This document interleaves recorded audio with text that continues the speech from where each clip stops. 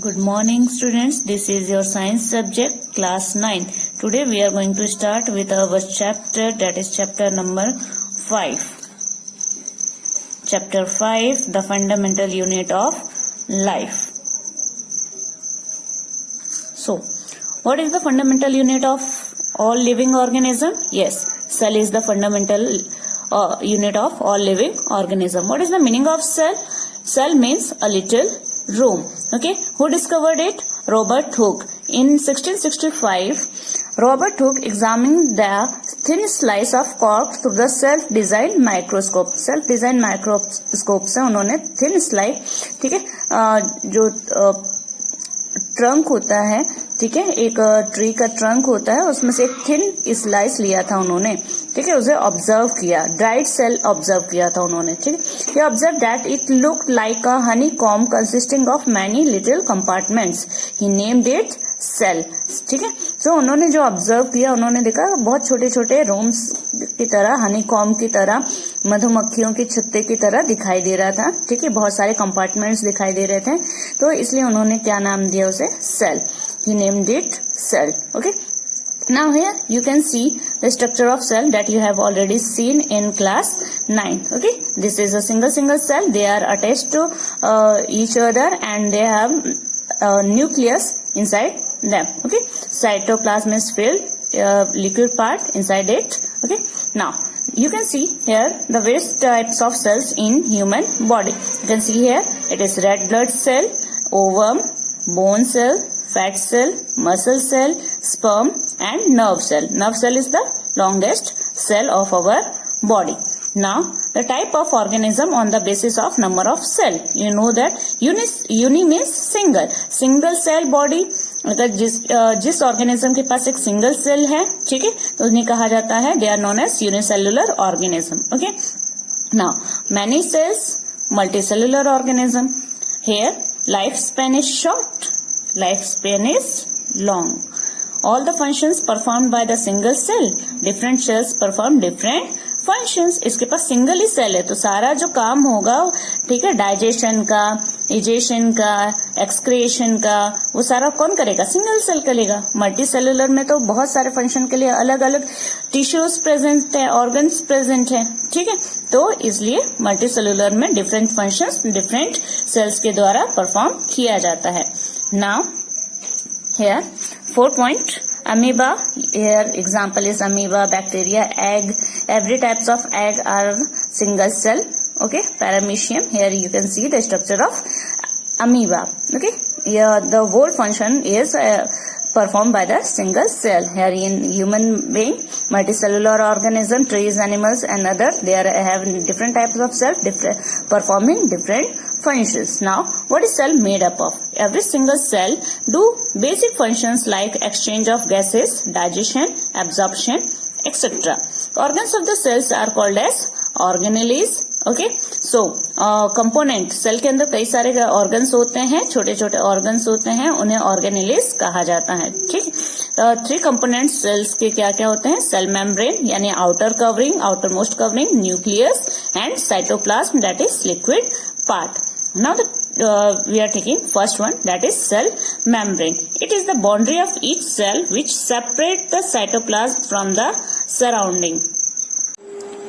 Plasma cell membrane or plasma membrane present in both animal and plant cell. Okay. Third, cell membrane is made up of protein and lipids. Cell membrane is a selectively permeable membrane, means it allows only necessary material in and go out of the cell. Okay. So semi permeable membrane होती है, जो कि जिसका मतलब होता है कि वो कुछ ही चीजों को अंदर आने और बाहर जाने की परमिशन देती है, सारी चीजें अंदर से बाहर नहीं जा सकती हैं. Okay. Next is cell membrane. It is flexible and can be folded, broken and reunited. Okay. So बहुत थिन होती है, ठीक है, प्लाज्मा मेम्ब्रेन, तो उसे फोल्ड कर सकते हैं, रीयूनाइट कर सकते हैं, जोड़ सकते हैं, तोड़ सकते हैं, फोल्ड कर सकते हैं.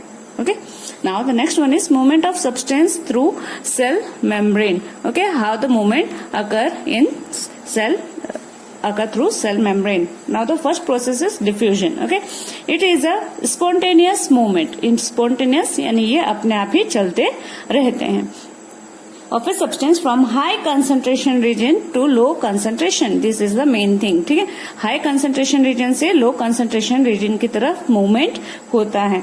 For example, carbon dioxide and oxygen cell membrane के थ्रू जब बाहर ऑक्सीजन का कंसंट्रेशन ज्यादा हो जाता है और अंदर कम रहता है तो ये बाहर से अंदर सेल में जाते हैं, और कार्बन डाइऑक्साइड का अंदर ज्यादा हो जाता है बाहर कम रहता है तो लंग्स में ये अंदर से बाहर चले जाते हैं. Okay, now the next one is osmosis. Osmosis क्या है? ऑस्मोसिस भी डिफ्यूजन ही है, बट ये किसमें होता है? It occurs in water. You can see the movement of water molecules through plasma membrane. ठीक है, there is in diffusion there is no need of plasma membrane, but here there is a need of plasma membrane. Is called osmosis. Example, water absorption by roots. Roots में जो water absorption होता है वो plasma membrane के द्वारा होता है.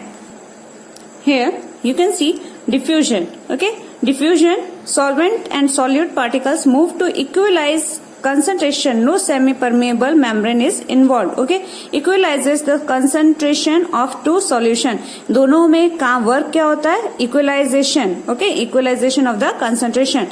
And osmosis, only solvent particles move through particles do not move. ठीक है, solute particle move नहीं करते हैं, ओनली सॉल्वेंट पार्टिकल मूव करते हैं through a semi permeable membrane. Okay, the next one is osmosis. Here you can see higher concentration to lower concentration through a semi permeable membrane.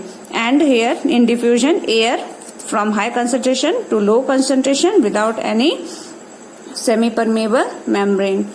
Now the next you can see there are three types of solution. Okay, hypotonic solution, isotonic solution and hypertonic solution.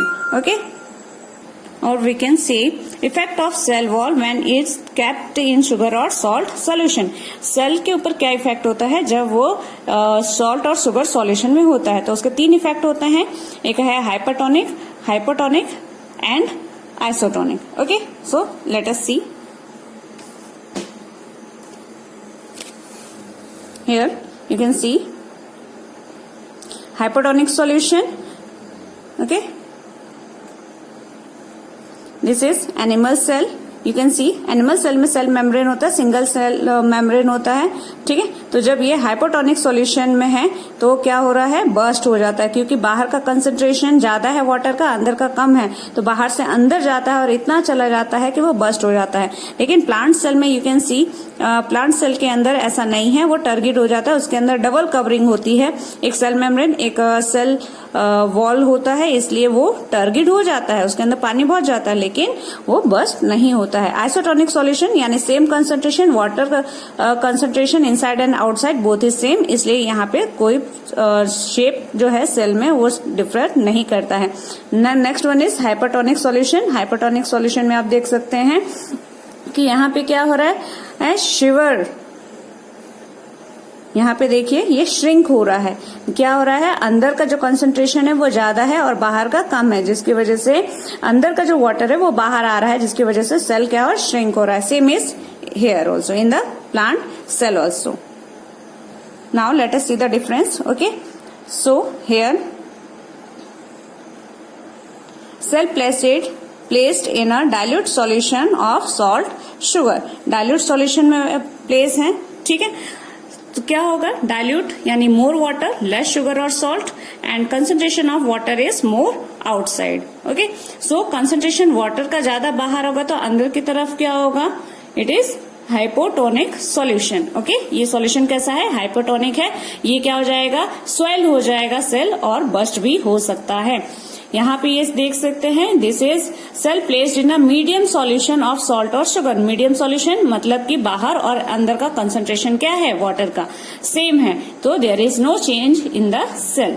Okay, and the third one is cell placed in a concentrated solution, यानी कि less water more sugar और salt. ठीक है, तो अगर बाहर sugar और salt ज्यादा है और वाटर का कंसंट्रेशन कम है तो इनसाइड का जो वाटर है वो बाहर चला जाएगा, जिससे कि सेल क्या हो जाएगा?